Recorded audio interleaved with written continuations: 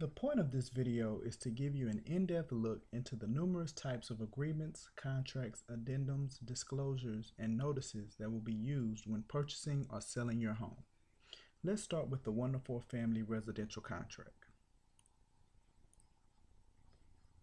This is the purchase agreement that we're going to use when buying or selling a home in Texas.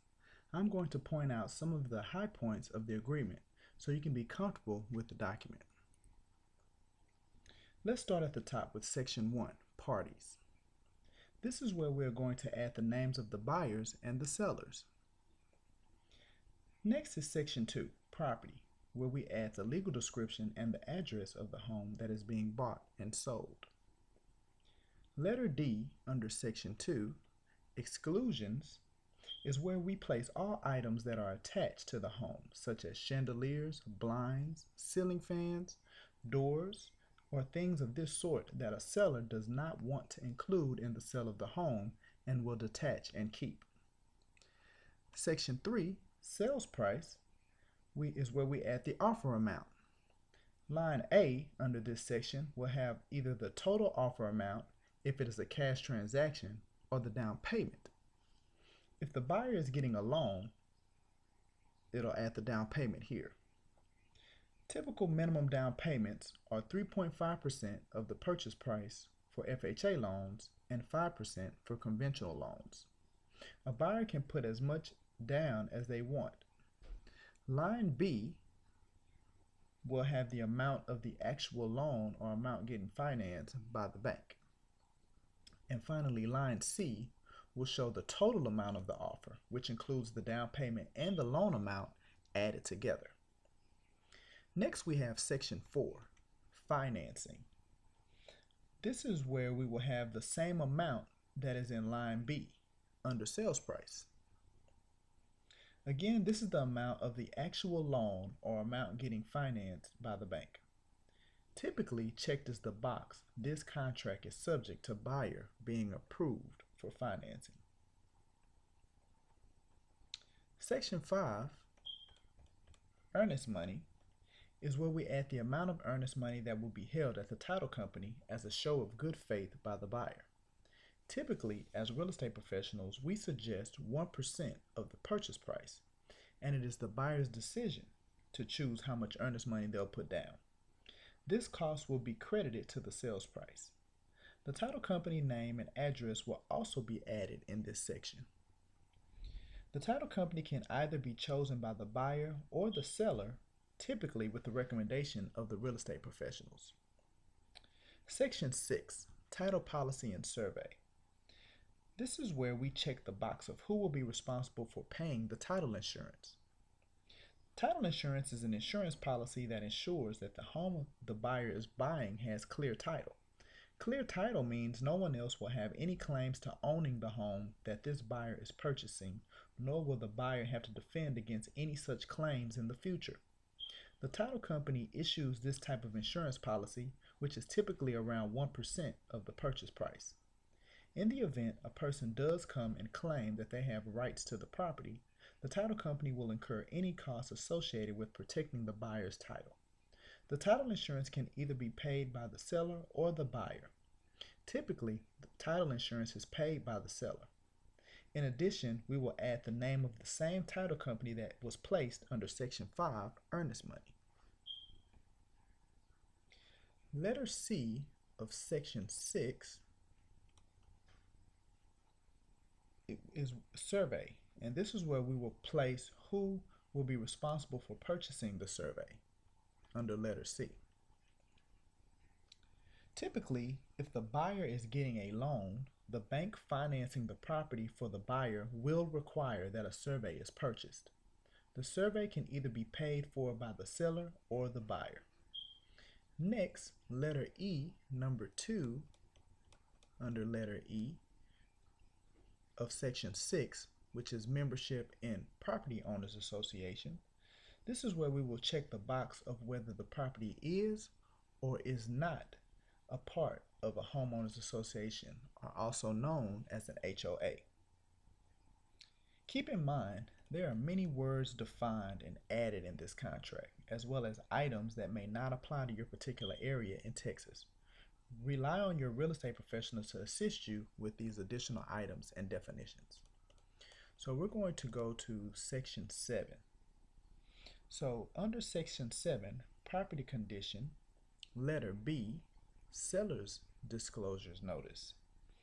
The seller's disclosure notice, we will check the box that says that the buyer has either received the seller's disclosure notice or the buyer will give the seller a deadline of when the seller's disclosure will need to be submitted for review. Letter D under section 7 is acceptance of property condition. So this is where we will check the box that says that where we will communicate if the home is being bought as is or if there will be a specific item that the seller will repair. Letter H under section 7, residential service contracts. This shows if the seller will reimburse the buyer for a residential service contract, also known as a home warranty. Home warranties typically cost around $400 and up. The buyer will choose a home warranty company typically with the recommendation of their real estate professional. Section 9, closing. Under closing, the buyer will add the amount of time needed to finalize the transaction by placing a date on when the closing will be scheduled to happen. This means that the buyer has to finalize on the transaction on or before this date, or they risk losing their earnest money. In the event that the seller is willing to give the buyer additional time to close, they can do this with the use of the one-page amendment to contract. Typically, if the buyer has a loan, it takes around 30 to 45 days to finalize on a transaction, mostly depending on the bank that the buyer has chosen to get their home loan and how quickly that bank operates. For cash transactions, it should take no longer than around 2 weeks to finalize the transaction. Section 10, possession. This is where we will communicate if the buyer will receive possession of the property upon closing or if the seller will do a temporary leaseback of the property after closing, and then the buyer will receive possession at a later date after the seller's leaseback expires. Section 11, special provisions. This is where items that are not already written into the contract can be placed. Most items involved and negotiated are already written in the agreement, contracts, addendums, disclosures, and notices that the real estate professionals use, so there won't be any need to add any information here. Section 12, settlement and other expenses. This shows if the seller is contributing any money to the buyer's loan closing costs. Typically, a buyer's bank financing the home loan will allow the seller to contribute between 3 to 6% of the purchase price of the home to the buyer's closing costs. Typical buyer's closing costs are around 5% of the purchase price. Therefore, in total, buyers typically need between 8.5% to 10% of the purchase price to cover their minimum down payments and closing costs. Okay, we're going to go ahead and scroll down. Remember, these contracts are filled with definitions and terms, and we're going to go to section 21, notices. This is where the contact information for the buyer and seller will be added. This is the section of the contract that the title company will use to gather the contact information for the title company to be able to communicate with the buyer and seller directly. Section 22, agreement of parties. This will identify all addendums, disclosures, and notices that will accompany the 1 to 4 family residential contract for a particular transaction. Section 23, termination option. This is where the buyer will request an amount of days at a particular cost for the right to terminate the contract. Typical option periods and fees are priced at $10 per day. For example, if a buyer wanted a 10-day option period, they would pay the seller $100.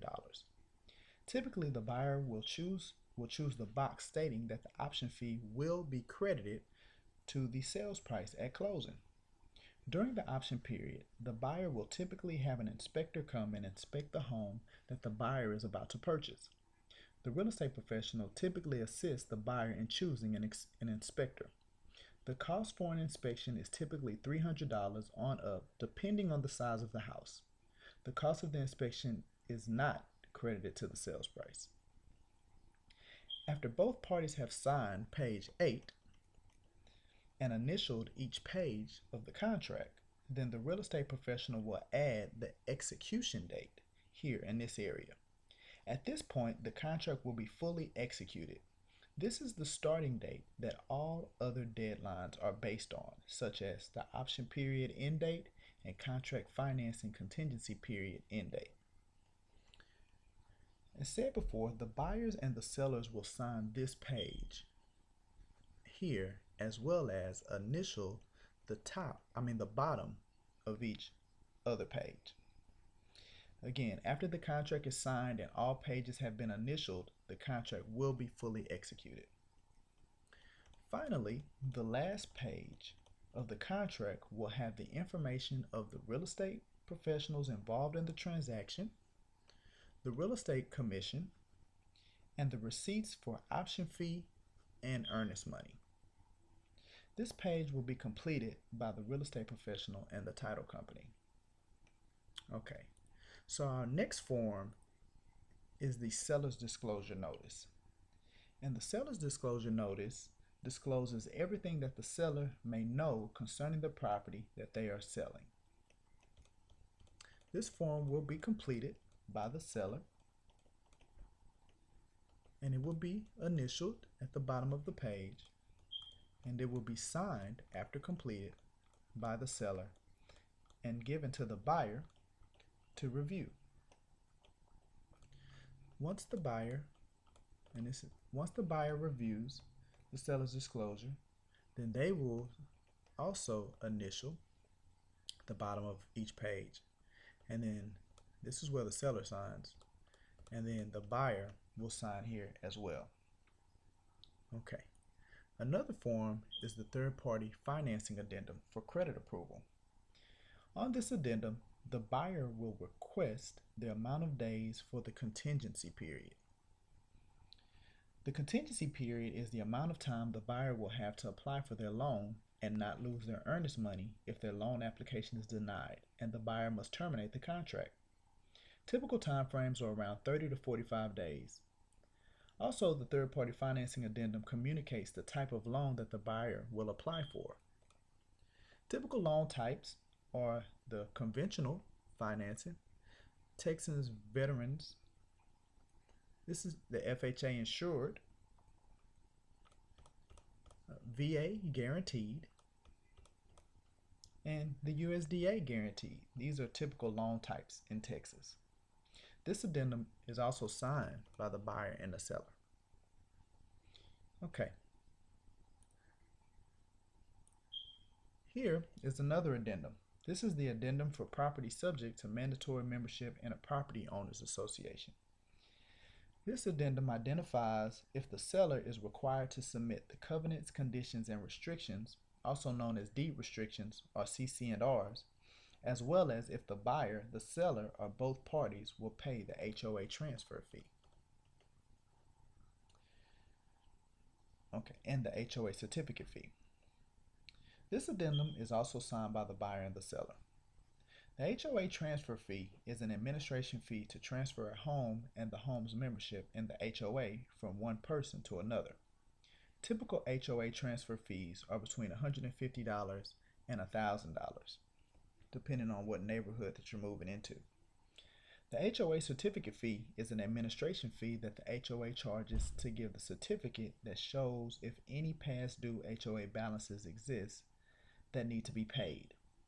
The title company will need the HOA certificate before they can close the transaction. Typical HOA certificate fees are $250 and up. The HOA certificate fee will have to be paid prior to closing, and the HOA transfer fee will be paid at closing. This addendum too will be signed by the buyer and the seller. Now there are additional disclosures, addendums, and notices as well that will be used in certain circumstances. One such disclosure or notice is the notice to purchaser for real property in a water district. This is used when a home is located in a municipal utility district or MUD.